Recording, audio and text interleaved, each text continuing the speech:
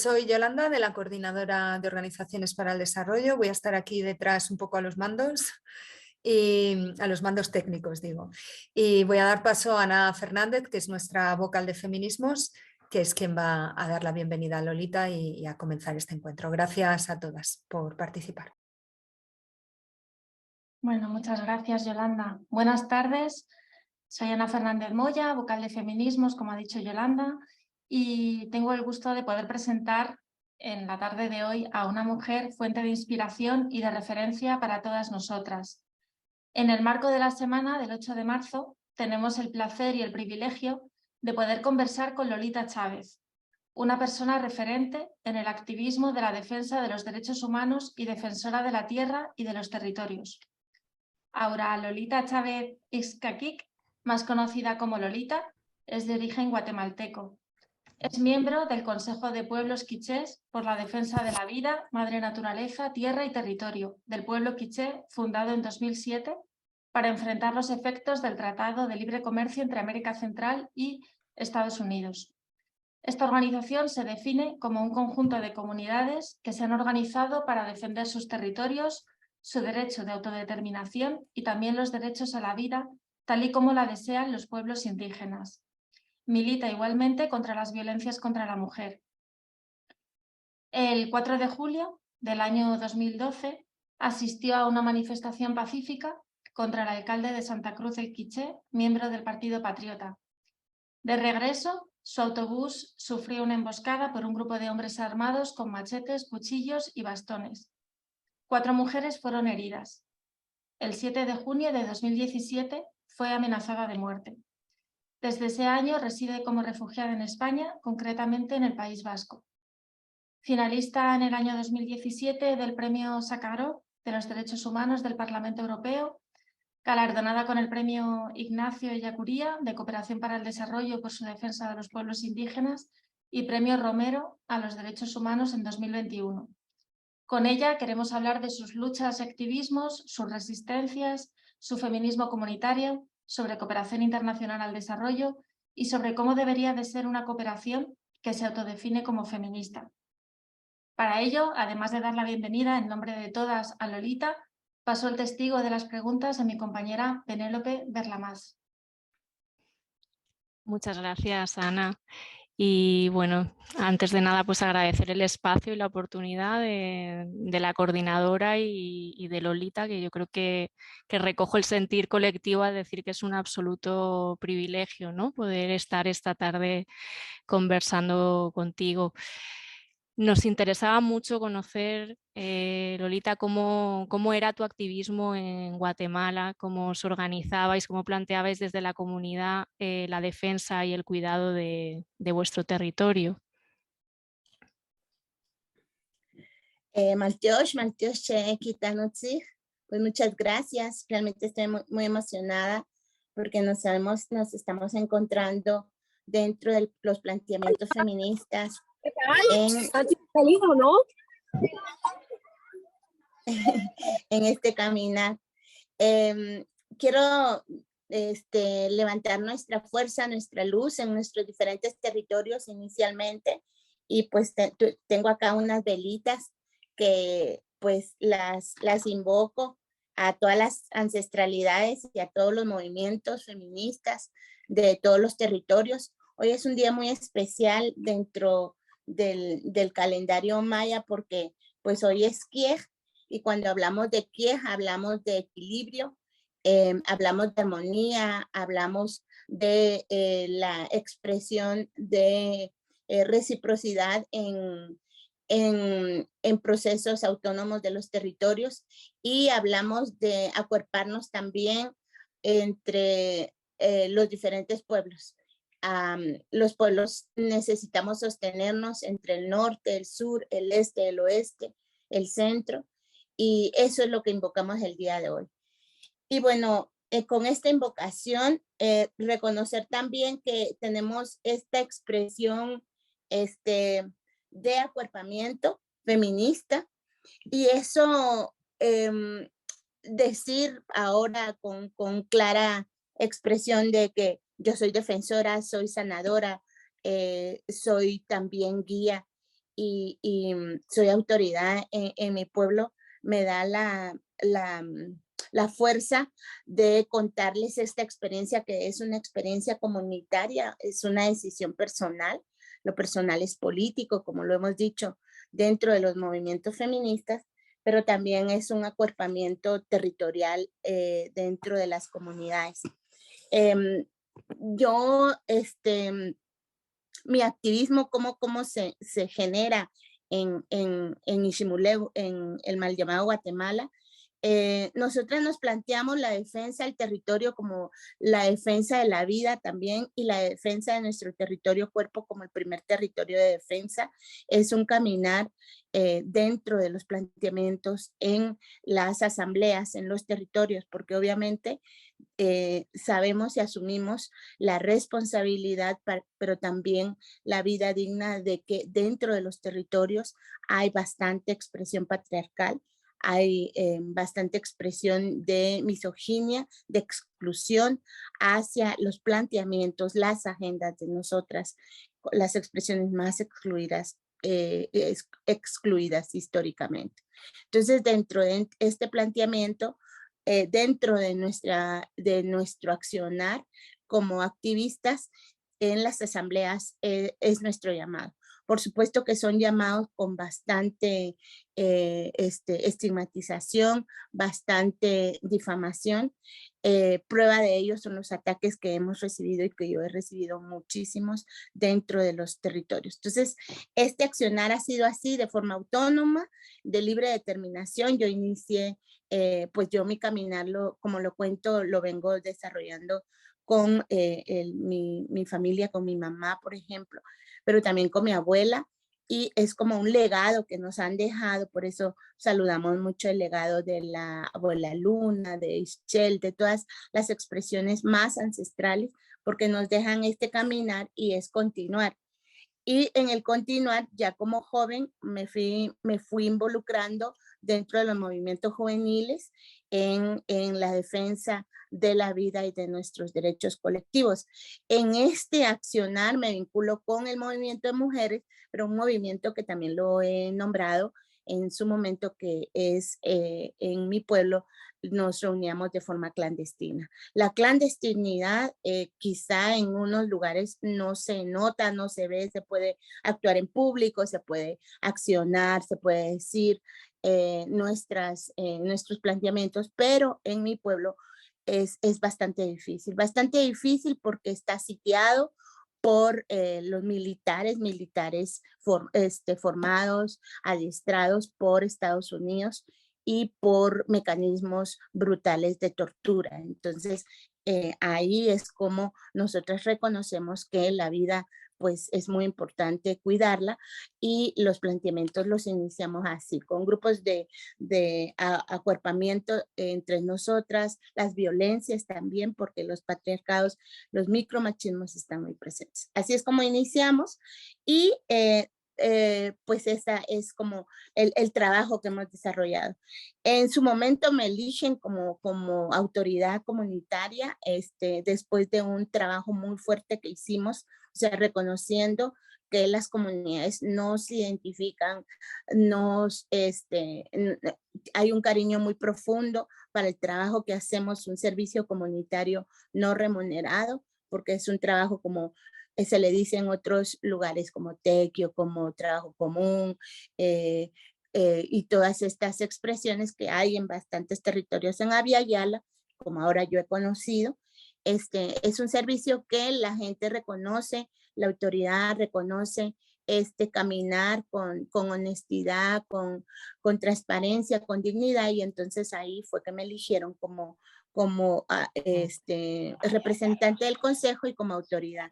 Ahí fue donde vinieron los mayores ataques. Yo ya venía con ataques, pero cuando ya fui autoridad y vocera, como que los patriarcados se encabronaron y empezaron los ataques más crueles y más violentos que yo pude experimentar en mi vida.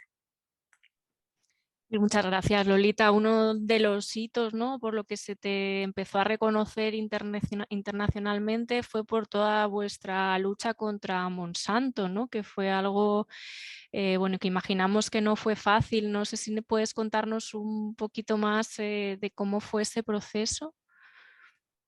Sí, bueno, en esta expresión, bueno, un poquito contextualizar, estábamos bajo el régimen de un presidente genocida, Otto Pérez Molina.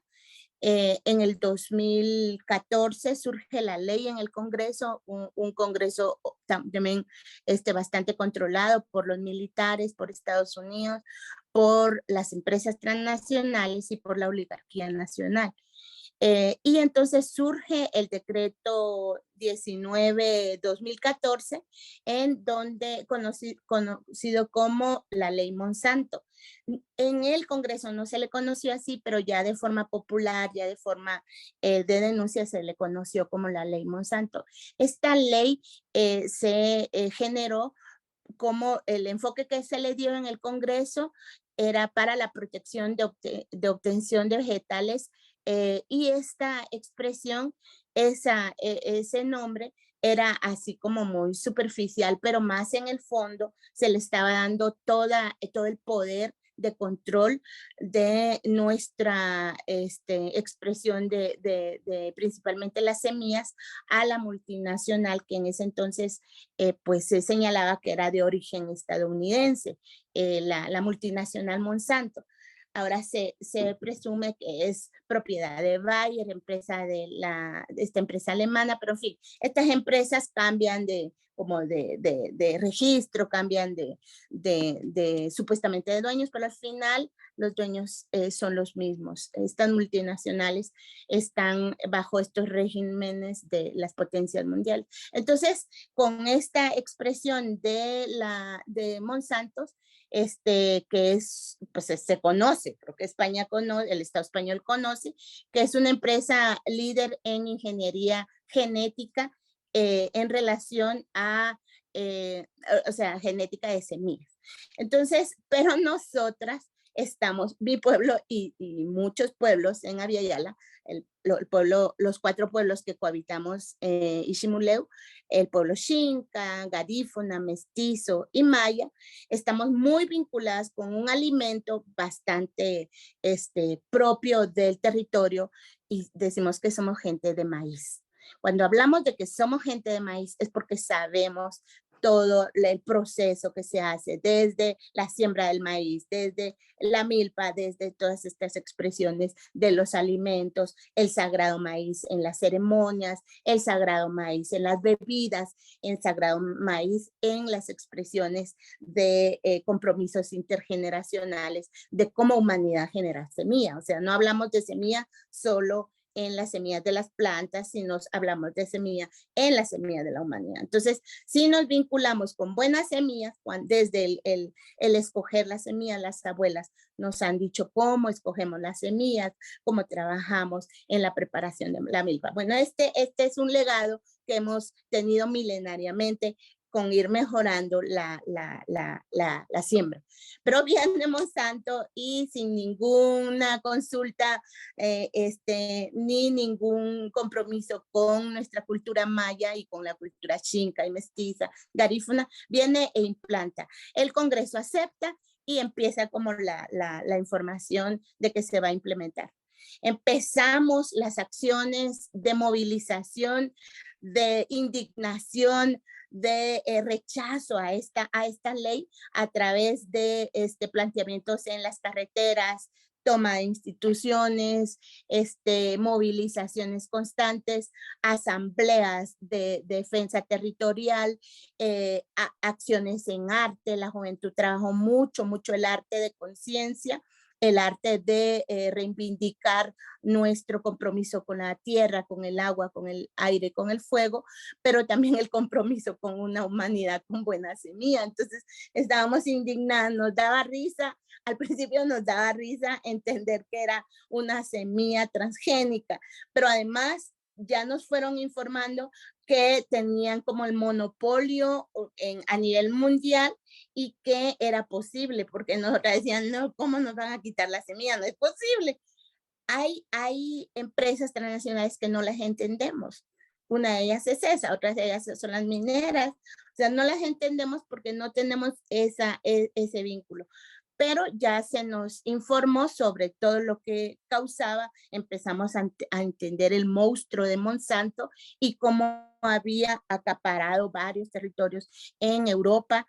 Empezamos a tener toda esa expresión de la información que se nos vino de allá y entonces empezamos a decir, aquí no entra. No entra y ponemos nuestro cuerpo y ponemos nuestro movimiento en la defensa de la vida. Y así fue como desde las escuelas, también las escuelas tomaron hicieron un trabajo muy, muy lindo con los maestros, las maestras, a quienes saludamos también. Y todos estos sectores que se fueron moviendo, movimiento feminista fue clave también, el movimiento en ese entonces se le llamaba ecologista, porque a veces nos nombran de otros lugares con esta expresión, fue fuerte. Entonces el Congreso o se iba la ley o se iba al Congreso. Entonces era así como que vamos a quitar el Congreso, o sea, si no nos sirve, pues lo quitamos, no hay clavo.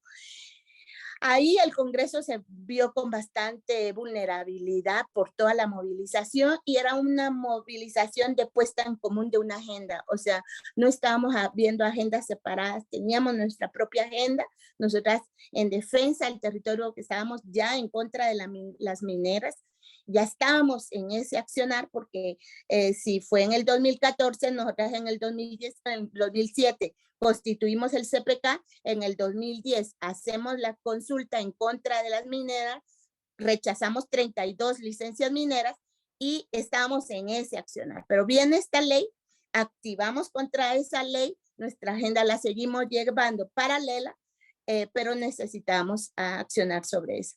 Y se logró. El movimiento de mujeres también, el movimiento LGTBIQ, o sea, si ustedes ven la historia de Ishimuleu, hay planteamientos donde todos los movimientos estamos con toda la fuerza y logramos bastante eco en los territorios y logramos rechazar esa ley.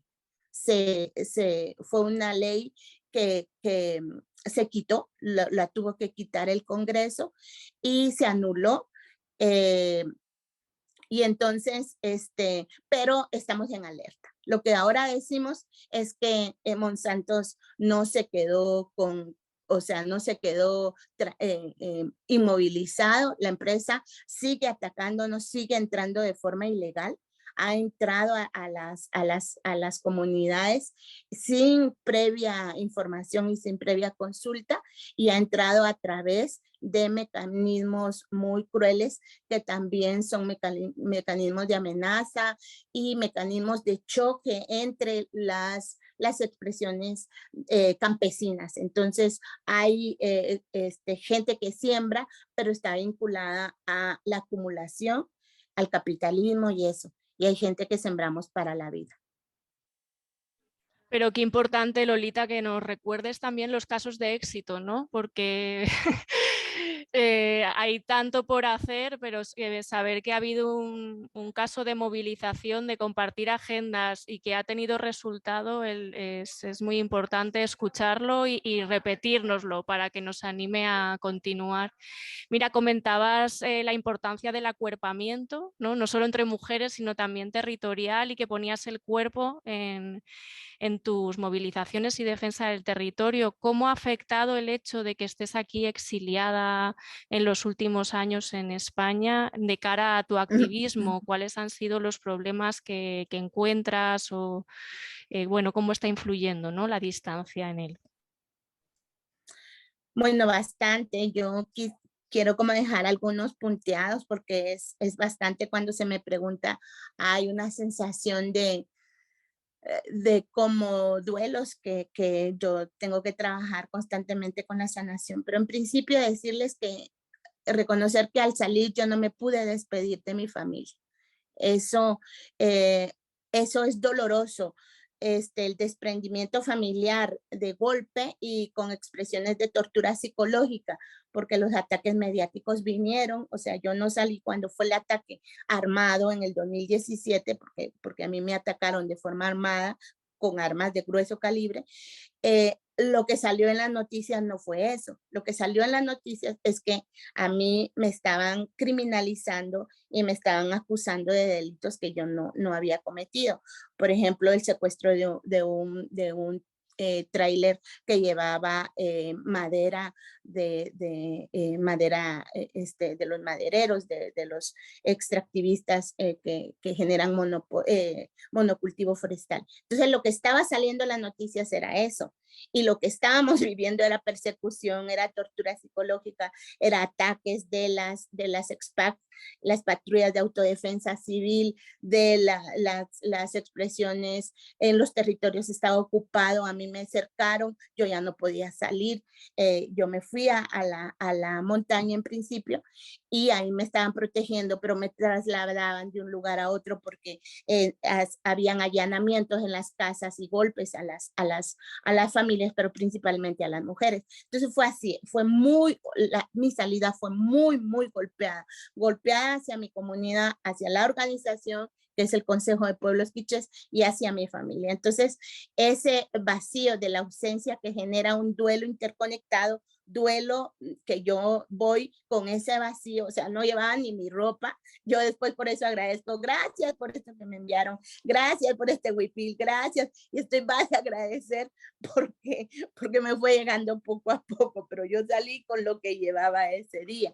Entonces, va a la familia, luego ese quebrantar a la familia, luego las sociedades diferentes, los pueblos diferenciados.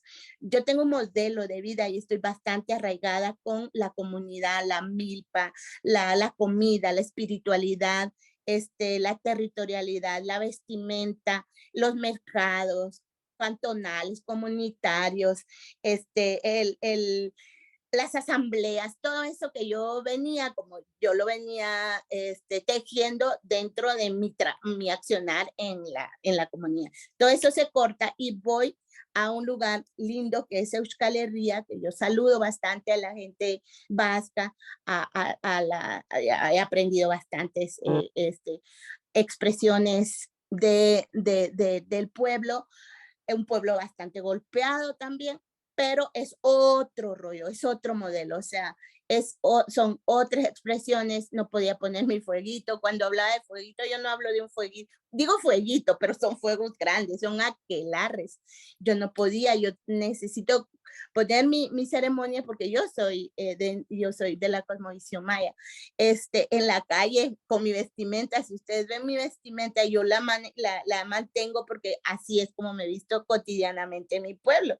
Entonces era como un fenómeno andando en una sociedad bastante, que desconoce bastante. Yo sé que hay convenios bilaterales, que todo eso de cooperación al desarrollo, entonces yo pensaba que era como más amistoso el rollo, pero estábamos en un ambiente hostil a nivel mundial en donde se está rechazando bastante la migración, el ataque racista hacia nuestra presencia en Europa.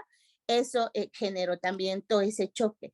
La falta, me decían que yo no tenía papeles, yo decía, pero ¿qué es no tener papeles? Es como esa migración y no tener como esa expresión de residencia o nacionalidad. Yo decía, pero hay un convenio bilateral entre el Estado español y Guatemala donde tenemos la posibilidad de la doble nacionalidad. Todo eso se me vino a la mente porque como se menciona mucho en las comunidades, sí, que el Estado español, ni decíamos Estado español. Yo fui aprendiendo a decir Estado español en el camino, de acuerdo a la historia. Pero yo como que veo la historia, la memoria y me vinculo, pero creo que las personas no tienen esa posibilidad o esa apertura de aprender de otros pueblos. Fue así. Luego también la falta de certeza de cuándo regresar, me daba mucho miedo decir, no puedo regresar, cuándo puedo regresar, cuándo puedo ver a mi hijo, cuándo puedo ver a mi hija, a mi familia, si se enferman, si algo les pasa, qué pasará. todas esas expresiones. Vi mucho cansancio en la gente de Europa, por eso ahora hablo de la teoría del UF, porque después de todo el ataque que nos daban y todo lo demás, yo de todas maneras tenía como esa alegría de vida. Yo decía, estoy viva, qué bueno, qué emoción, pero luego veía mucho cansancio. Ese es una intencionalidad que le pongo en mis pláticas, de decir, de hacer esa reflexión. ¿Por qué hay mucho cansancio en Europa? ¿Qué pasa?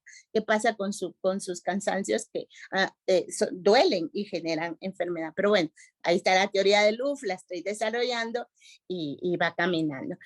Luego también miedos en relación a cómo ver que yo me puedo enfermar y que tenía que estar cambiando, porque al principio fue el programa de protección temporal, pero después yo me quedé. Entonces ya me quedaba, y entonces, ¿qué hacer?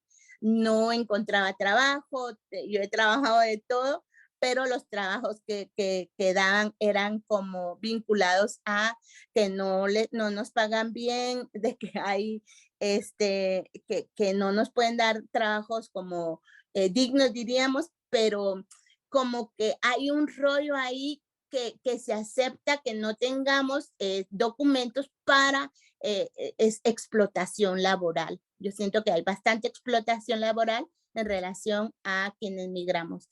Y el temer cuando hablaba a mi pueblo, porque a veces estaba en lugares con casas que realmente no me entendían. O sea, tenía mucho miedo de tenerme, porque después hubo estigmatización y difamación allá, y ya decían que yo pues me estaba vinculando con el terrorismo internacional. Entonces eso fue para mí, son golpes muy fuertes, porque además de ya ser perseguida en mi propio territorio, seguir activando, es que no es como, o sea, irse o sea, tener esta retirada, diríamos, y quedarse pausada. No, yo seguí en movimiento, y eso hizo que los ataques continuaran. Eso más o menos. Muchísimas gracias por ponernos también este espejo, ¿no? Y analizarnos y mostrarnos nuestro cansancio, nuestro racismo y teorizar sobre nosotras que falta nos hace. Justo enlaza también con la siguiente pregunta, ¿no? Que habla de la cooperación al desarrollo, y que es un concepto como muy controvertido, que ha recibido muchas críticas, entre ellas desde decir que se fundamenta en posturas neocoloniales. Nos gustaría saber cuál es para ti, qué significa para ti ese concepto, y si crees que habría otra forma de nombrar esta solidaridad entre países. Sí, yo creo que es importante reconocer cómo la hemos vivido, porque yo vengo de un territorio donde hay bastante expresión de lo que se le llama desarrollo, como esa expresión de cooperación al desarrollo, ayuda al desarrollo, todo enfocado al desarrollo. Y el desarrollo enfocado a la economía y como el modelo que se tiene en Europa, o depende de quién lo implante, ¿verdad? Entonces es como una imposición hacia la expresión de trabajos que se hacen en las comunidades, pero enfocados a agendas afueranas, externas, que se imponen y que supuestamente se imponen para que los países avancen, porque de hecho se dice que es cooperación al desarrollo, hay programas de cooperación al desarrollo para que se salga del subdesarrollo. Entonces, cuando hablamos del desarrollo y del subdesarrollo, tenemos el planteamiento que hay países desarrollados y hay países subdesarrollados. Pero cuando yo conozco Europa, yo digo, o sea, no está desarrollado. Según mi concepción de vida, les hace falta mucho. Es más, van para atrás, según yo. O sea, según, como yo les digo, o sea, a nosotras como pueblo nos gusta bastante la observancia, la práctica, ensayo y error, y así nos estamos en la vivencia vinculada al tiempo, espacio y movimiento. Entonces, cuando conozco, al ver lo que se estaba basando en los territorios, yo hablo mucho de lo que se daba en HED y lo que se daba en MED. género en desarrollo, mujeres en desarrollo, y estábamos viendo cómo llegaban los planteamientos de agenda bastante impuestas, pero agendas que no tenían nada que ver con lo que estábamos necesitando en ese momento. Por ejemplo, se enseñaba costura, se enseñaba cocina, nada que ver si nosotros tenemos una amplia experiencia gastronómica, o sea, somos plus expresión en gastronomía, por ejemplo. Obvio que en Bolivia, en Bilbao también tienen recetas riquísimas, pero también en nuestros pueblos. Entonces, un intercambio podría ser decir muy bien, como ustedes hacen, pero no enseñarnos a expresiones de nutrición si lo que estaban usando ya eran alimentos empaquetados o envasados. Incluso se estaba enseñando a envasar y a usar, por ejemplo, el atún, por ejemplo, que viene con esos paquetes que también generan bastante desequilibrio alimenticio. Entonces, por la forma en que viene el aceite, la leche en polvo, todo eso se implantó con estas agendas. Entonces, lejos de mujeres en desarrollo, nosotras veníamos como decir, eso nos va a joder. Entonces empezamos a tener ese choque en los territorios porque se nos enseñaba costura también y decíamos, no queremos eso, nosotros estamos haciendo nuestro tejido, o sea, por favor vean el tejido que estamos haciendo, no necesitamos a Zara o esas empresas en nuestros territorios. Entonces los territorios ya empezamos a chocar. Yo ya empecé a chocar con mujeres que no se llamaban feministas, sino que trabajaban como técnicas de género. Cuando hablábamos, las técnicas de género llegaban a los territorios a imponer eso, pero un aspecto que me llamó bastante la atención fue ya una situación de violencia.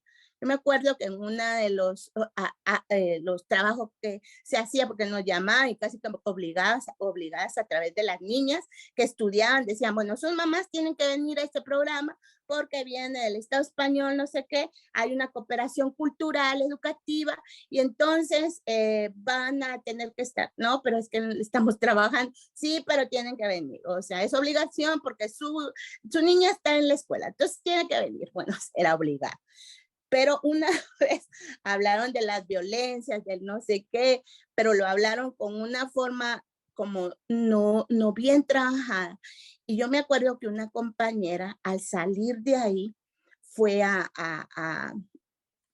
como generar una condición e imponer, o sea, como que se dio mucha la energía ahí, se quiso cambiar la situación en su casa y lo que recibió fue violencia de los hombres de la casa. Y ahí no la apoyaron. O sea, no había acuerpamiento. Solo había la imposición de que había que quitar todos esos machismos a como fuera y teníamos que cambiar los roles y en fin, pero no se dio un acuerpamiento de decir, si hay cambios, se trasciende. Yo ahora que soy feminista comunitaria, veo esas situaciones de cómo acuerparnos para las transformaciones y los cambios, porque en las comunidades y en los territorios y en las familias hay mucho, hay poderes patriarcales que no nos permiten hacer esos cambios, que necesitamos acuerpamiento territorial, comunidad, necesitamos sororidad, necesitamos todas esas expresiones para cuando hagamos los cambios y no los tenemos que hacer solo las mujeres, sino los cambios los tienen que hacer las sociedades. No se vale que solo nosotras. Pero ahí estábamos que bueno, hay que hacer como ustedes están torteando y era realmente un cambio necesario, pero no era antipatriarcal. No era anticolonial, era un cambio de una expresión impuesta, de una expresión que no se estaba viendo las condiciones. Ahora nosotras vemos condición, posición y situación, que es lo que aprendimos también en los feminismos, pero no se vale implantar agendas arriesgando vidas. La compañera fue golpeada, nunca más participó en nuestro grupo y eso fue como ponerle como al enemigo nuestra vulnerabilidad, porque para nosotras, si hay machismos en los territorios, en las camas, en las casas, son enemigos. son enemigos porque nos matan.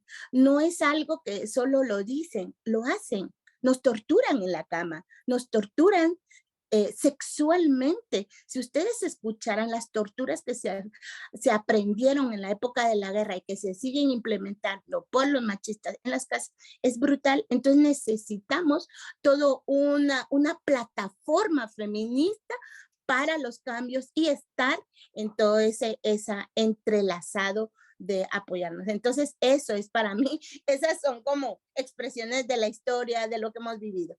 Llegué a Europa y vi, obviamente, que es falso desarrollo.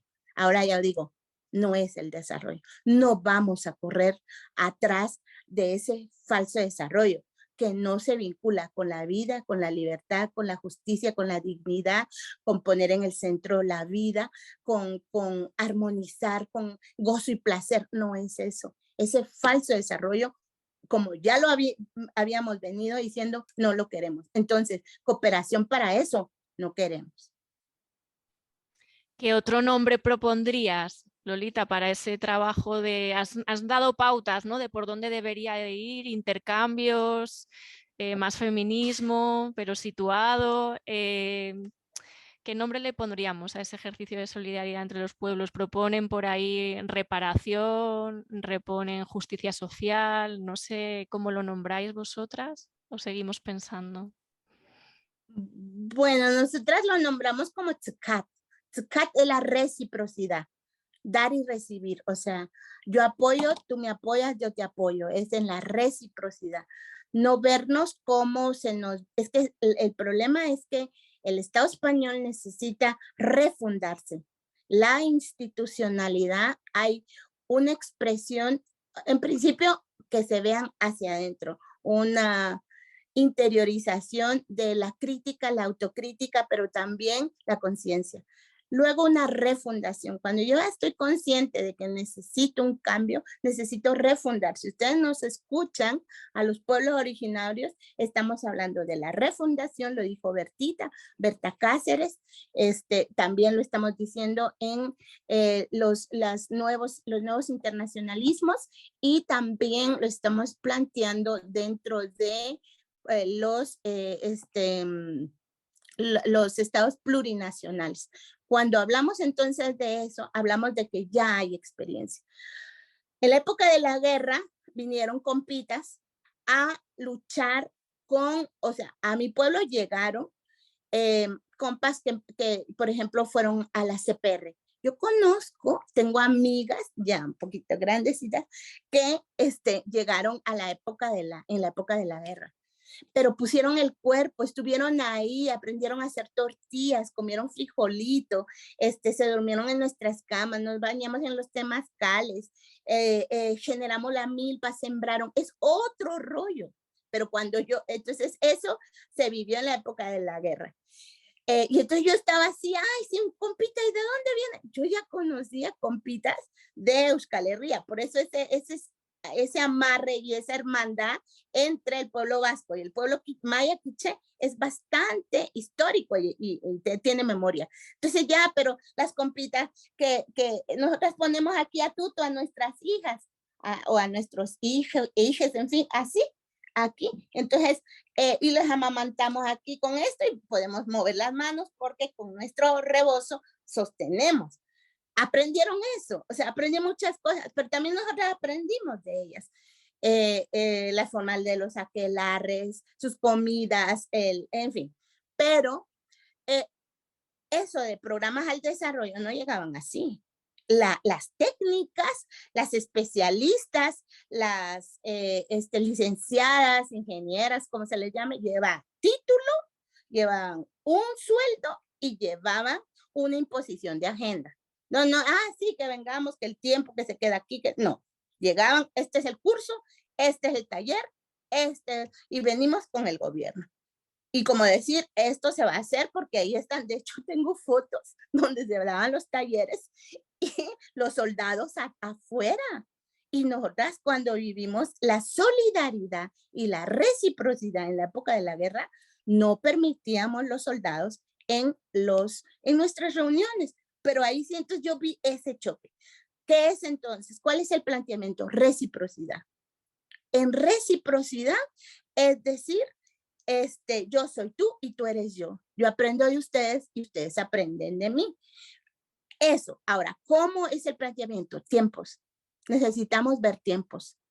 Procesos, si vemos el tiempo de la implantación del Tratado de Libre Comercio, el Tratado de Libre Comercio de Estados Unidos, que son los yanquis, se implementaron, lo hacen a largo plazo. O sea, no dicen, hoy es el TLC, hoy es un año para implementar el TLC. No, ellos privatizan las instancias de salud, educación, en fin.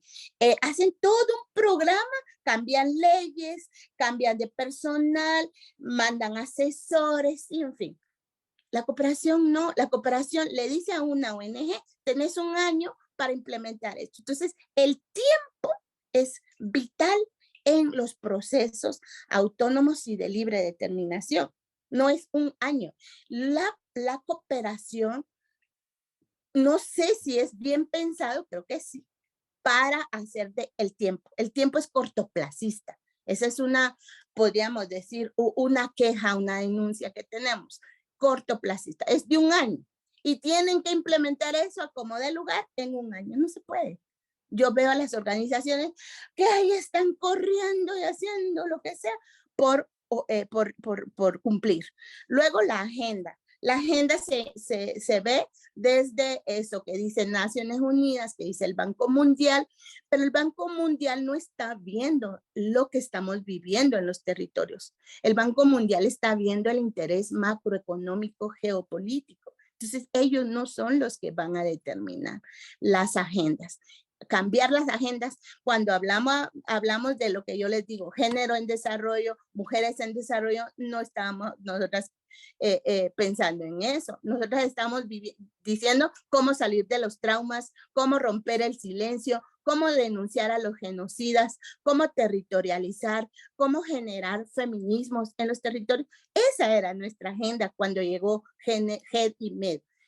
Luego estamos lo de las agendas, que eso está, no sé si lo dejo claro. Lo otro es también el vínculo con las organizaciones. ¿Con qué organizaciones territoriales se vinculan? No se pueden vincular con organizaciones que nos están atacando a las defensoras y a los pueblos y a los movimientos. Entonces, hay ahora, principalmente ahora está muy evidente los fundamentalismos, pero cuando yo fui a un ayuntamiento, me di cuenta que la cooperación iba a la iglesia, a las ONGs que tienen fundamentalismos para atacarnos. Luego vi que lo que Naciones Unidas da como cooperación se lo daba a militares y a estructuras criminales para lo del verde falso, o sea, que les llaman como la siembra de árboles para reforestar, pero no es reforestar, sino es cambiar la cultura de la montaña en que sea monocultivo forestal. Entonces hay que ver a quiénes y desde quiénes. Y dentro de las instancias no hay personas de Abya Yala. Entonces yo he preguntado muy bien cuál es el equipo que está, por ejemplo, qué sé yo, en Burgos, en Bilbao, en qué sé yo. Entonces me dicen tantas personas están en la cooperación en este departamento de esta cooperación al desarrollo. Cuando yo pregunto cuánta gente hay de Abya Yala, y me dicen a veces una, a veces ni una. Entonces, ¿qué pasa? Que no tienen nuestro sentir, no están vinculadas y lo hacen por un cargo, por un trabajo, por un sueldo, no lo hacen por una reciprocidad. Entonces necesitamos eso. ¿Por qué?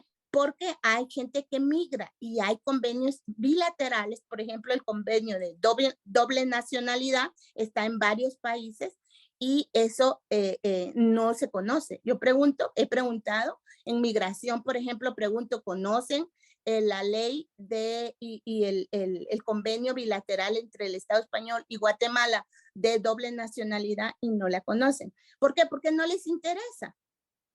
Y esas son como mis como señalamientos, pero también feminismo. O sea, protocolos antipatriarcales, protocolos anticoloniales y protocolos antirracistas, porque hay expresiones de racismo que se dan en los territorios. Entonces, no pueden lavarse la cara diciendo que están apoyando a Colombia, a Guatemala, a México, a Perú, a Bolivia, si dentro de su propio territorio están expresando en la atención a personas o en planteamientos de movimientos feministas están siendo racistas. Entonces, no podemos decir que es un planteamiento feminista porque los feminismos que estamos llamando también son antirracistas. Entonces, el llamado a que sea antipatriarcal y anticolonial es un llamado con bastante firmeza en estos momentos, pero también con bastante expresión de desigualdades, desequilibrios, opresiones y muertes en los territorios. Por expresiones de racismo han habido muertes silenciadas y han habido asesinatos. Muchísimas gracias, Lolita. Respondes a varias preguntas antes de hacértelas, lo cual está fenomenal, de la capacidad que tienes para estructurar, ¿no?, y analizar todas las causas. Uno de los aspectos que veíamos es que dentro de la explotación y destrucción de los recursos por las que desde vuestra comunidad y tu activismo tanto habéis luchado y defendido, las empresas, y entre ellas empresas españolas pues como Telefónica o ACS, han tenido un rol bastante importante, y aquí pues yo creo que muchas de las compañeras que estamos ahora o que nos escucharán en el futuro, si esto queda registrado, nos preguntamos qué podemos hacer para, desde quienes nos dedicamos a la cooperación o a la reciprocidad, podamos apoyar, ¿no?, en ir a esas causas. Sí, vean, cuando yo recibo esa expresión de que entonces hay posibilidades de salir, entonces también recibimos como mandatos.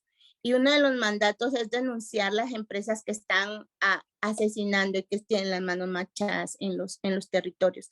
Y entonces cuando yo llego al Estado español, veo eso, como les dicen, magnate, me encanta la palabra, porque para nosotros era un asesino, un corrupto vinculado a las estructuras más criminales. Entonces, nosotras no tenemos colador, o como a mí me dicen que Lolita no sos diplomática, porque así nosotras decimos las cosas como salen, como son, como lo sentimos, pero principalmente cómo lo vivimos. Entonces, cuando veo, entonces siempre estábamos viendo, porque lo que pasa es que tuvimos el foco, uno de los focos muy fuertes de ataque que tuvimos es que el Otto Pérez Molina, genocida, que fue genocida en Quiché, en mi pueblo, presidente, lo eligen como presidente, con todas las estructuras. Nos van a preguntar por qué eligen a esa gente. Ya hay toda esa expresión de análisis que se ha hecho, pero bueno, no es el tema. Entonces lo eligen y lo ponen como presidente. Entonces empieza otra vez la tortura, otra vez los ataques, asesinatos, violaciones a nuestros derechos. Pero entonces vemos como Otto Pérez Molina, que lo sacamos 2 veces de mi territorio, y por eso también me odian, porque mujeres estuvimos al frente en la línea frontal del ataque, sacando a un presidente que le tienen miedo. O sea, hablar de Otto Pérez Molina es hablar de Ríos Montt y es como hablar de Hitler. Entonces la gente dice, no, que se van a meter contra él. Bueno, sí, nosotras lo logramos, tenemos fuerza en el territorio, asambleas y todo lo demás. Sacamos 2 veces, muy bien. Pero luego vemos fotos. Nosotras no somos tontas. Y vemos Otto Pérez Molina con la playera de ¿cómo se llama? Del Real Madrid. Y decimos, bueno, ¿qué es eso? Bueno, viene el fútbol, los hombres ahí muy emocionados que el Real Madrid va a jugar contra el no sé qué, los cremas, no sé quién de Guatemala. Entonces decimos, bueno, y sale la foto, Otto Pérez Molina, genocida, criminal, y Florentino Pérez. Y decimos, ¿quién es este hombre? ¿De dónde surge? ¿Qué hace? Y empezamos a investigar. Ya veníamos con eso, había bronca con el pueblo quechí, y entonces vemos, y yo llego al Estado español.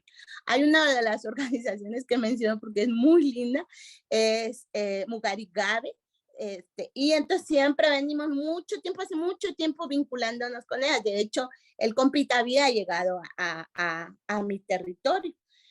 Y entonces nos dicen, sí, es Florentino Pérez. El Florentino Pérez del fútbol es el Florentino Pérez que está saqueando y que está metiendo las hidroeléctricas. Y entonces empieza todo un estudio que se hace a la familia de Otto Pérez Molina, a la familia de Florentino Pérez, a sus estructuras, al gobierno del Estado español, al presidente del Estado español en ese momento, y entonces cómo se vinculan estas estructuras de artimañas que tienen. Sacamos el documento, se denuncia y empezamos a denunciar lo estudiado, lo investigado y lo vivido. Y entonces se da eso y miren, o sea, fue un ataque de los comentaristas de fútbol, de los, ¿cómo se llama? Cuando fanáticos de fútbol. O sea, ¿cómo esa mujer, esa india, manejada? Pensaban que yo era manejada por el Barça. Y yo decía, ¿pero qué el Barça? ¿Qué es eso? No sé qué si eran los partidos de ataque. Pero me gusta mucho mencionarlo porque nosotras, levantar esa expresión de denuncia también nos vincula con otros pueblos. Otros pueblos del Estado español se empezaron a decir, aquí también ataca, aquí también nos ha interpuesto denuncias contra el Estado, porque es lo que hace, o sea, la corrupción y el saqueo, pero también cómo hacen eso, la estafa vía Estado. La estafa vía Estado es que si una comunidad no la deja entrar a la empresa, entonces la empresa denuncia al Estado, pero denuncia con acuerdos con los gobernantes para que después se distribuyan el dinero que ganan en esas cortes internacionales. Entonces, conocemos eso. Y eso estaba haciendo Florentino en el Estado español. Y entonces, ¿por qué lo denunciamos? Porque es muerte y destrucción. Esa es la denuncia, lo vamos a seguir denunciando, es una de las denuncias que tenemos porque el saqueo se lo permiten los gobiernos, las instancias, pero también las instituciones del Estado español. Lo que pedimos ahora es, así como ACS, así como SARA, así como Telefónica, denunciarlo allá, o sea, si por ejemplo, hay denuncia allá en Guatemala, que haya denuncia en el Estado español, que hay. Esa es la reciprocidad que necesitamos y que no se les dé contrato. No se les tiene que dar contrato a empresas asesinas. Es vergonzoso darles contrato. Los ayuntamientos, las expresiones de institucionalidad no tendrían que hacer eso, porque eso es ser colega de un asesino. Totalmente, madre mía, qué claras nos dices las cosas, Lolita. Mira, en algún momento hablabas de la importancia, ¿no? De una de las cuestiones que podemos implementar son protocolos antirracistas, anticoloniales, también nos decías feministas. ¿En qué momento te das cuenta o te declaras o te autodefines como feminista? Bueno, yo creo que cuando yo me declaré fue en Argentina. En Argentina tuve eco porque yo decía, si lo digo públicamente en mi pueblo, de hecho lo había dicho una vez y eso me encanta contarlo porque lo dije una vez en la ciudad capital de Guatemala. Y yo muy orgullosa, soy feminista. Y me dijeron, bueno, ¿quién es tu referente de lectura? Y yo, ay, soy feminista de pueblo, o sea, soy feminista de la comunidad.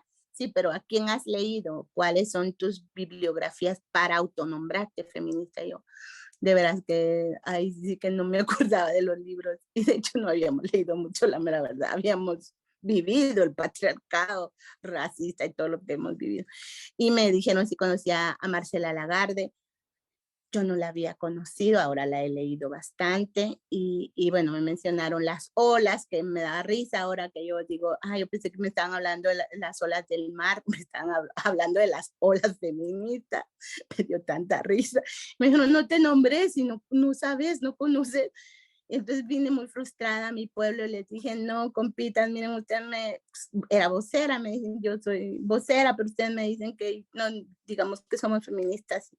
Y sí, luchamos aquí contra los poderes, contra los machismos, contra lo demás, pero dice que no hemos leído, que dice que las olas, que dice que no sé qué, yo con todo es triste. Y en mi pueblo me dijeron, no, las compitas me dijeron, no. Eso no es decirles cuando te pregunten otra vez que somos los feminismos que surgen de adentro, que surgen territorialmente y que surgen comunitariamente y que surgen contra las múltiples opresiones que estamos viviendo. ¿Qué opresión?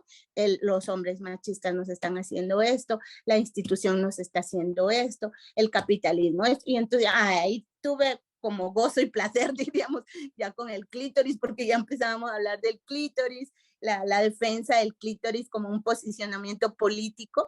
Y entonces, cuando ya salía a Argentina, yo ya llevaba más fuerza de mi pueblo, del pueblo maya quiché, de mis ancestras también, que saludamos mucho, ya convertida, en fin, habíamos dialogado con otras defensoras a través de la IMD, la Iniciativa Mesoamericana de Defensoras, y entonces ya cuando fui a Argentina, ya me nombré porque dije, por cualquier cosa, si me pasa algo aquí, que acusen al Estado argentino si me hacen algo aquí. Entonces, porque como ahí tienen muchas estrategias los gringos del indio contra el indio. Es una estrategia, es un arma que tienen, es como lo han desarrollado, o quitarle el agua al pez, todas estas formas genocidas. Entonces dije, si me atacan, mejor que me ataquen en otro lugar. Y me saludaron cuando yo ya, mismos compañeros, porque dije, no, la misma asamblea, los compañeros me van a atacar y me van a decir, ¿por qué? Eso es no sé qué, sos machorra, lo que siempre nos dicen, porque a mí me decían machorra, lesbiana, yo encantada, pero allá me nombré en Argentina, pero me dio risa porque yo decía, yo soy tortillera, de hecho yo hago tortillas, pero no lo decía por tortillera de que lesbiana, pero tan lindo que ahí se llaman tortilleras a lesbianas, a expresiones plurales y diversas de su expresión sexual. Entonces yo encantada de que se vincule ser tortillera con ser lesbiana. Aprendí muchísimo en encuentros en Argentina y ya entonces me empecé a nombrar, pero fue antes del 2017, antes de salir, más o menos 2012, 2014, o sea, la fecha exacta no la tengo como presente, pero fue en ese periodo. Bueno, ya me están pidiendo palabra para no monopolizar, quieren poder preguntar las compañeras también, lo cual me parece muy lógico, así que voy con la última pregunta, y es si nos puedes dar aún más pautas para ver cómo mejorar en la medida de lo posible, nuestro trabajo en cooperación para que tenga ese enfoque más feminista. Nos puedes dar aún más recomendaciones, ya nos has dicho muchas, pero... Sí, yo creo que ese programa de reciprocidad feminista o sea, soñado es como generar un planteamiento hacia nuestras agendas, que nuestras agendas actuales son bastante claras en los territorios, o sea, no traer agendas de fuera. Uno, hay bastante expresión de feminismos plurales y diversos, atender los llamados a esos feminismos. Tenemos agenda del aborto seguro, gratuito y legal, atender esa expresión. Tenemos agenda en defensa de los derechos colectivos de los pueblos originarios. Esa es otra de las agendas. Tenemos agenda en contra de las empresas transnacionales extractivas. Ese es otro planteamiento. Tenemos agenda en soberanías. Hablamos de soberanía alimentaria, soberanía en salud, soberanía comunitaria, soberanía económica. Ese es otro planteamiento. Y los planteamientos de la juventud. La juventud está reconstituyendo su ser. Por ejemplo, en el territorio maya, la refundación va caminando, el conteo del tiempo, respetar nuestro conteo del tiempo. Y ahí es muy, muy importante cosmovisiones. El cosmocimiento de los pueblos y los territorios es clave. Si una persona está dentro de un mecanismo internacional de relaciones bilaterales y no entiende nuestro cosmocimiento y cosmoser y la cosmogonía, es difícil que haya una expresión de reciprocidad. Y la memoria, o sea, estamos llamando a la memoria. Todo lo que ha pasado necesita, porque los pueblos somos memoria, necesita quedar registrado cómo va cambiando ese proceso, porque si no se da este cambio, porque yo estoy viendo en donde ya me están como invitando, están siendo en expresiones donde los feminismos están teniendo poder colectivo y poder popular y poder feminista. Eso necesita la humanidad dejarlo en la memoria. Entonces, no se les olvide dejar memoria, porque si no el patriarcado se reacomoda como hace el neoliberalismo y saca al movimiento feminista. Estamos en tiempos de muchos cambios muy rápidos y eso nos puede generar con todos los sistemas. Va a quedar en la red, va a quedar ahí en las plataformas del sistema ahora de internet. No, hay que generar. Las abuelas lo escribían en piedra, escribían en las paredes de los territorios. Ahí dejen su memoria, porque si lo dejan en internet, en esas expresiones, se les va a borrar y el patriarcado les va a joder.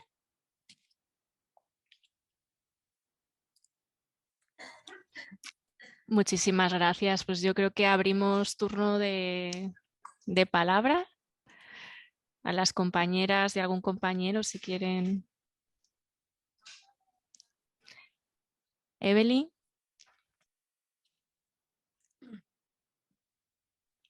Hola, buenas tardes.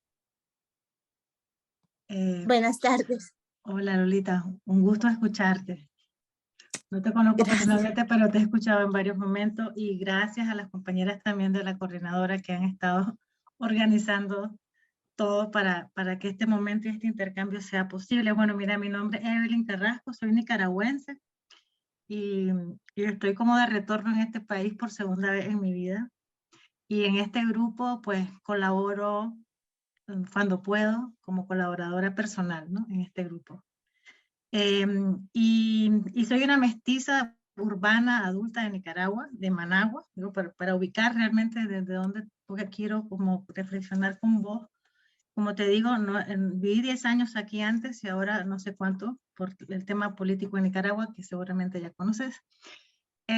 Y desde allá, efectivamente, hemos estado activando, no solamente, entro y salgo del feminismo, porque hay momentos en que yo me distancio de un feminismo que es bien colono, tanto en Nicaragua como en sus expresiones en el territorio español, y ahí hay muchas complicidades en tejer esa agenda. Entonces yo te escucho y me parece interesante lo que planteas y cómo está siendo tu experiencia en el País Vasco, porque también efectivamente cada territorio en esta España plurimulticultural es distinta. Pero yo te escucho y me quedo pensando con el tema de esto de, bueno, podemos plantear la reciprocidad, efectivamente son como prácticas que están en los pueblos rurales, que están en los pueblos indígenas, pero ¿cómo plantear una reciprocidad cuando las técnicas de cooperación al desarrollo que están en los estados, en las ONG, tienen una posición de poder? y que nosotras las tenemos que construir evidentemente desde la colectividad, porque si no, no podemos con la técnica que decide a quién se financia y a quién no, ¿verdad? Y eso a mí me parece, entonces, ¿cuál es la base de esa reciprocidad, o la llamamos reparación, o como sea? Es importante también ver las posiciones de poder. Y también muchas de las cosas que estás planteando me parece que ya no son tan desconocidas para el marco de las Naciones Unidas, por ejemplo. O sea, uno puede encontrar en las Naciones Unidas, ahora con los ODS, y de hecho hablamos de una política de pueblo indígena, porque los pueblos indígenas le han pedido también a estas instituciones, por ejemplo, que se haga el consentimiento previo, libre y informado, que tendrían que hacer con las comunidades cuando entran a territorio. Entonces yo siento que hay un nivel de cooptación de las palabras, de las luchas de los pueblos, y cuando nos invitamos a estos espacios, sí es cierto que tenemos que, pues, aportar y contar y cómo puede ser la ruta, etcétera, y eso está quedando en los textos. O sea, podemos hablar de una política feminista antirracista, una política feminista anticolonial, decolonial, como le quieran llamar, pero en el fondo, en la tecnología, en las prácticas de esa cooperación que vos muy bien has puesto en el tapete ahorita, es decir, cómo eso realmente es una estructura, o sea, la matriz colonial está ahí, y muy poco creo que a veces las propias ONG internacionales, por muy buena voluntad y por mucho que en su visión digan que son, bueno, que incluso hablan del buen vivir, eso luego, eso no se traduce realmente en algunas cuestiones. Hay un margen. Es cierto que hemos avanzado, pero hay un margen. Y por ejemplo, criticar a los ODS pareciera imposible, porque como de ahí viene el fondo, entonces no se puede, como decía la Rita Segato, ¿cómo es ay, no me acuerdo. Bueno, no se puede desarmar la casa del amo con las herramientas del amo. Entonces, realmente ahí mi pregunta es cómo le hacemos tanto las compañeras españolas, europeas o latinoamericanas también que están en esos espacios, con las mujeres que están en los territorios realmente poniendo el cuerpo. Y cierro con esto. Hace 2 fines de semana hubo un encuentro feminista, no sé si le diste seguimiento, el encuentro feminista que hubo aquí en Madrid. Y para mí me resultó súper curioso escuchar a la ministra de Igualdad y a la compañera de Boric, chileno, hablar cómo ellas ponen el cuerpo. Y a mí en un momento me pareció ofensivo, porque entendiendo yo que ellas ponen el cuerpo como ministra y porque están siendo atacadas, la manera en cómo lo plantean, como cuando hay otra gente, como vos y como un montón de mujeres y hombres, porque aquí yo quiero también hablar de los hombres que están en los territorios, también desaparecidos y etcétera, ponen el cuerpo. Entonces, esto de poner el cuerpo, ¿desde qué lugar hablamos? Poner el cuerpo me parece también importante dejarlo claro, porque entonces pareciera que estamos hablando todas de lo mismo, y a mí me parece que eso no, bueno, creo que hay que problematizarlo más, ¿no? Eso de poner el cuerpo. Y lo último es que en ese mismo encuentro había una mesa que decía el feminismo será antirracista o no será. Fue bien interesante. Sin embargo, cuando se plantean estos diálogos, por ejemplo, ¿quiénes no están? ¿Con quiénes estamos dialogando y a quiénes estamos dejando de fuera? Porque te voy a decir una cosa, y yo lo miro, y yo lo digo conmigo también. Yo sé que hay gente que le molesto, que somos incómodas y saben muy bien cómo hacerlo, no te dan la palabra, no te responden los correos, o sea, hay esa violencia porque tienen el poder de hacerlo, porque te están diciendo permanentemente cuál es tu lugar, y aunque te dejen entrar, realmente no sos de ahí. No, entonces, ¿cómo le hacemos? Porque eso es cotidiano, o sea, ese racismo es totalmente, y lo palpamos quienes estamos en otros lugares. Entonces, ¿cómo le hacemos? Porque en esa construcción de solidaridad y de reciprocidad tenemos que hablar claro y pelado, creo yo, porque si no nos quedamos con el cuento de que como somos todas mujeres bonitas y guapas y todas estamos totalmente convencidas, pareciera que no hay relaciones de poder, y a mí eso es lo que observo, no solamente en América Latina, sino también aquí, y me parece que entonces si no tenemos esos diálogos no vamos a poder cambiar ni al macho, ni al colono, ni al racista, ni al capitalista, si no lo ponemos entre nosotras, que somos mujeres diversas y que tenemos una posición de poder que la blancura nos da. Gracias.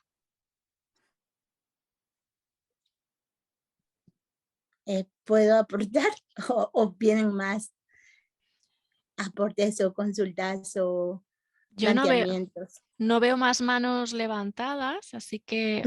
sí, ya se levantaron. Mercedes y Ofelia.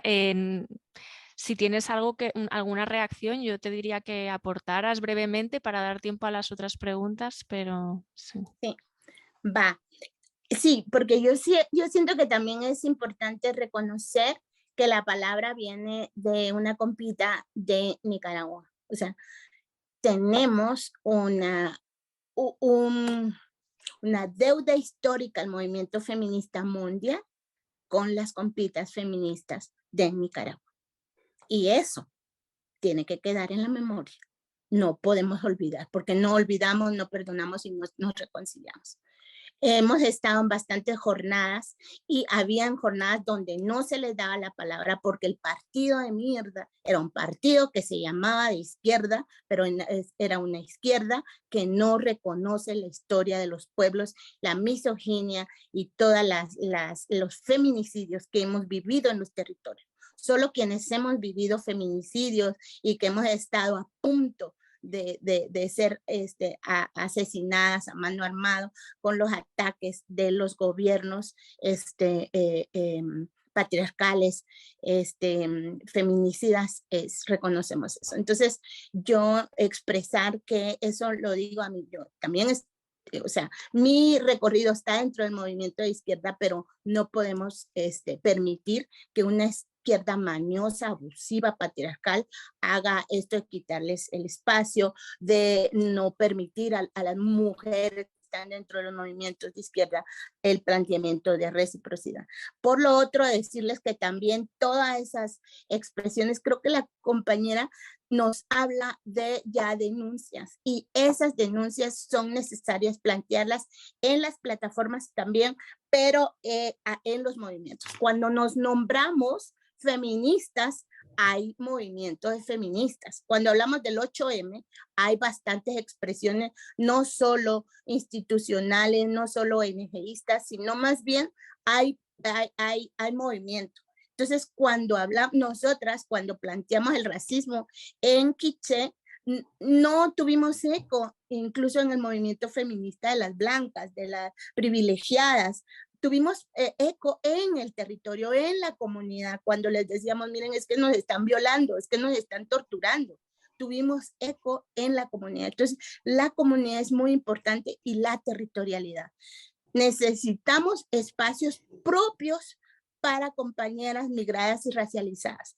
Necesitamos que se dé un espacio, y esto en Euskal Herria yo lo grito a todos lados, por eso es que saludo a Basoa, porque Basoa es un planteamiento que es una casa de defensoras para la autonomía. Está costando un chingo, pero ahí vamos, y entonces es necesario tener esas casas, esos espacios, esos territorios para planteamiento y nuestro propio espacio. Hay momentos donde necesitamos encerronas propias y solo les decimos, bueno, solo la logística. Es como cuando hacemos con los compas. Yo me acuerdo en las asambleas, decíamos, compas, ustedes hagan la comida en buena onda, vean a los niños y las niñas y vean lo que está pasando a nivel de la comunidad, vamos a tener reunión, nosotras, solo nosotras. Por eso logramos hablar del clítoris, por eso logramos hablar de las torturas. Si no, no lo hablamos. ¿Por qué? Porque ahí está el agresor o quien genera esa opresión.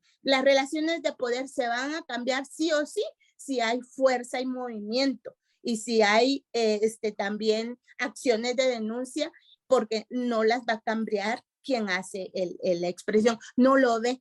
Yo he visto a compas que denuncian el racismo y como que no están hablando, como que no es con ellas, pero si ya tenemos eco y lo planteamos en diferentes expresiones, se va a tener eco. Entonces la denuncia es importante.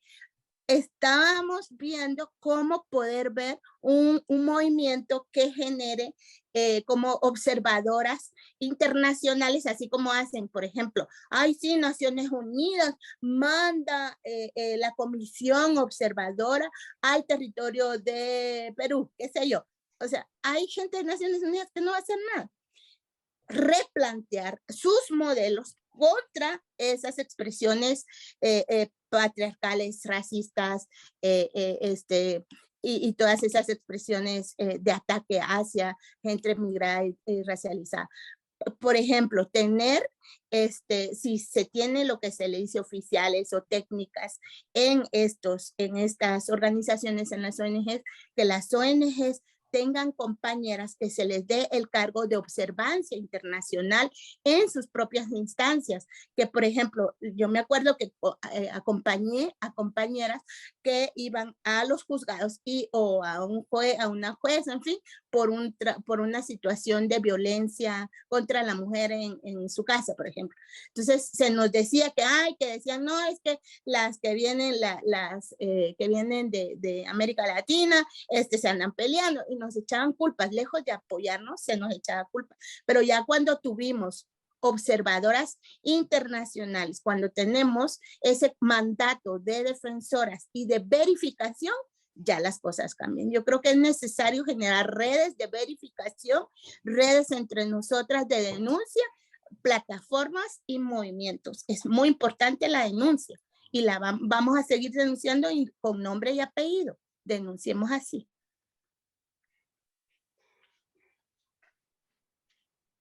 Muchas gracias, Lolita. No veo aquí quién solicitó antes la palabra. ¿Sí, Ofelia? Ofelia, sí. Sí. Ofelia. Gracias, Merche. Nada, muy cortito. Bueno, pues agradecerte, ¿no, Lolita? De verdad que nos hayas inspirado tanto y animado a seguir luchando y a no ceder ante ese pesimismo, ¿no? Que es verdad que a veces impera. Y agradecer también a las compas que han participado en la organización de este evento y en particular a mi compa Lucía. Muchísimas gracias por ayudarnos a preparar el encuentro, por repasarte la vida, obra de Lolita y prepararnos también una especie de guión. Y a Penélope, que lo has conducido estupendamente bien, y a Ana por representarnos durante tanto tiempo. Y como pregunta concreta, al hilo de esto que estabas comentando, sobre el tema de las violaciones, ¿no?, de derechos humanos y de las comunidades, pues ha surgido en el chat, que nos habrá dado tiempo a verlo, un tema que está muy relacionado y que también es clave, ¿no?, y es el tema de la impunidad de estos actores, las empresas transnacionales, ¿no?, que son actores que se escapan a la mayor parte de las normas de derecho internacional, de derecho estatal, y bueno, pues actualmente se está en un momento de revisión de las normas europeas y nacionales para hacer a estos entes responsables de esas violaciones que cometen y que además se tejan esas redes de las que hablabas entre, bueno, pues las comunidades de allí, las personas que sufren las violaciones y las organizaciones que estamos aquí, donde tienen las matrices esas empresas, y podamos denunciar representando la voz. Y al hilo de eso, en el debate hemos comentado también la necesaria integración de la perspectiva feminista en este tipo de normas, para que tengan en cuenta, pues, además de esos impactos diferenciados sobre las mujeres, de la actuación de las empresas transnacionales, ¿no?, y en la vulneración del medio ambiente, de los derechos humanos, que tengan en cuenta esa perspectiva de género, que a la hora de buscar soluciones y bueno, pues de plantear las denuncias, que haya una representación, bueno, pues sobre todo de mujeres, ¿no?, que lleven esa voz, porque si no somos nosotras las que de nuevo estamos hablando de lo que nos pasa, si son otros los que están representando y hablando, pues no se recogerán adecuadamente. Entonces eso, solo aprovechar para reivindicar que es necesario integrar la perspectiva feminista de manera transversal y en particular en este ámbito de la impunidad y las normas para luchar contra la impunidad de las empresas transnacionales. Y luego, Lolita, la pregunta para ti era, aprovechando que estás aquí y aprovechando que estamos en la semana del 8M y aprovechando que de nuevo un año más tenemos 2 manifestaciones, desde tu mirada, ¿no?, desde esa mirada positiva, de tejer lazos, de crítica constructiva. Bueno, pues, ¿qué recomendarías o cuál es tu perspectiva, ¿no?, sin querer meterte en un problema, del movimiento feminista aquí en España y bueno, pues de esto que estamos viviendo ahora? Simplemente, gracias. Muchas gracias. Bueno, no te preocupes que yo no me meto en problemas, o sea, que se mete en problemas es que del problema que yo planteo, pero yo lo que planteo no lo planteo como problema, lo planteo como desafío y como que es importante encontrarnos, como lo empecé en el día de que hoy es Kiej y la reciprocidad, ¿verdad? De apoyarnos del pueblo del norte, el pueblo del sur, el pueblo del este. En fin, bueno, creo que en estas necesitamos la legislación más vinculada a juicio y castigo. Cuando hablamos de juicio y castigo, ya lo hemos demostrado, España, el Estado español tiene mucho que aprender de Ishimuleu. Cuando llevamos al juicio a uno de los genocidas, a Efraín Ríos Montt, uno de los planteamientos es las violaciones y las torturas hacia mujeres. Y esto no lo plantearon compitas hombres, qué pena decirlo, pero fue una plataforma feminista y fue plataforma de comunidades y de territorio. El pacto que se hizo, ellos tienen pactos patriarcales, nosotras tenemos pactos feministas y pactos liberadores de pueblos. Los pactos no se pueden hacer con gente, en principio no podemos dejar pasar a un machista o a un hombre que se puede nombrar que es muy ecologista o muy ambientalista, pero es machista y es misógino. O sea, desde ahí empezamos con esas cadenas. Yo creo que estas expresiones de planteamientos se necesitan a esas transformaciones. Entonces, juicio y castigo sin ninguna ninguna ambigüedad de decir, pero la empresa puede generar la reparación del daño a través del dinero. Nosotras no estamos hablando de dinero, estamos hablando de vida y de modelos de vida en los territorios. Entonces, si eso queda claro, es importante que ese planteamiento vaya desde el enlace entre los pueblos, que se escuche los planteamientos que estamos diciendo cuando decimos ACS, secuestró un río, esas son nuestras palabras. ACS tiene manchadas las manos con sangre, ese es nuestro sentir. El victimario tendrá otro planteamiento. El victimario dirá, hice canchas deportivas, hice escuelas, hice salud, hice asistencialismo. Eso no es el tema. El asistencialismo no es el tema. El tema son las muertes. Cuando hay muertes, el dinero no es la reparación. La reparación del daño es que se vayan de nuestros territorios. Entonces, si el Estado español logra retirar a ACS del territorio de Ishimuleu, ese es ese es el compromiso. Eso es. O sea, no se hagan bolas en que sí, entonces le vamos a exigir que mayor cuidado en los estudios ambientalistas, mayor cuidado en el trabajo, que consulten más. No. Es que no, ese no es el tema. Es que se vayan y se tienen que ir del territorio. Nosotras vamos a seguir dando la vida. Por eso yo estoy en el exilio, pero no soy asilada. ¿Por qué? Porque yo visito a Viayala y me conecto en lo más bajo y quizá en el camino voy a dejar la vida. Me voy a cuidar, me estoy cuidando. Es un compromiso y es un pacto con mi pueblo y con mi vida. Pero o sea, la vida va caminando. Por favor, todas las empresas que estamos denunciando, el impacto, porque yo me acuerdo que evaluando a las ONGs, se dice, bueno, ¿cuál es el impacto? ¿Cuál es el indicador de cambio? En fin, el cambio que queremos es que no estén en las... ¿Cuándo? ¿Cuánto tiempo les damos? Ya no hay tiempo. El tiempo se terminó. Entonces, mientras más les permitan estar, más muerte y destrucción va a haber. Eso es, así es nuestro feminismo comunitario. ¿Y quién va a exigir esto? Las feministas comunitarias, las feministas antipatriarcales, antirracistas. No lo va a plantear una feminista blanqueada, no lo va a plantear una feminista con privilegios, no lo va a plantear una feminista que está metida en su cabeza que no es posible el cambio. Lo van a plantear compañeras feministas, liberadoras, transformadoras, feministas, territoriales, feministas, anticoloniales. ¿Dónde están? Ahí están, o sea, están en todos los territorios. hay organización. No se puede decir que no hay organización. No nos tengan miedo.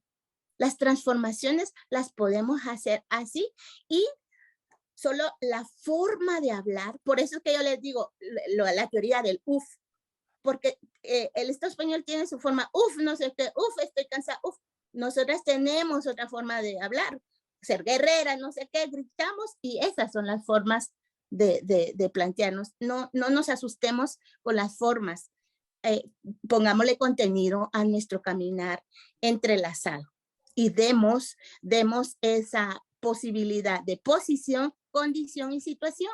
No relaciones de poder jodidas porque así no se va a lograr, es mentira. Y no queremos dialogar de eso, queremos acciones. Bueno, como dicen en el chat, clarísimo todo. La exposición, Merche, tenías la mano levantada. Yo creo que ya hemos pasado el tiempo que teníamos, por lo tanto no voy a introducir otro tema. Solo agradecerle a Lolita y decirle que siempre aprendemos, yo por lo menos siempre aprendo de los diálogos y conversaciones con las aliadas de los sures globales. Es mucho lo que nos aportan y de lo que tenemos que aprender, y efectivamente son sus agendas las que tenemos. Yo solo me quedo con una pregunta que puede, para otro conversatorio, podríamos tener, y es cómo los feminismos comunitarios hacen frente a los fundamentalismos. Hay estrategias frente a las ideologías de género, los antiderechos. Aquí nos están invadiendo.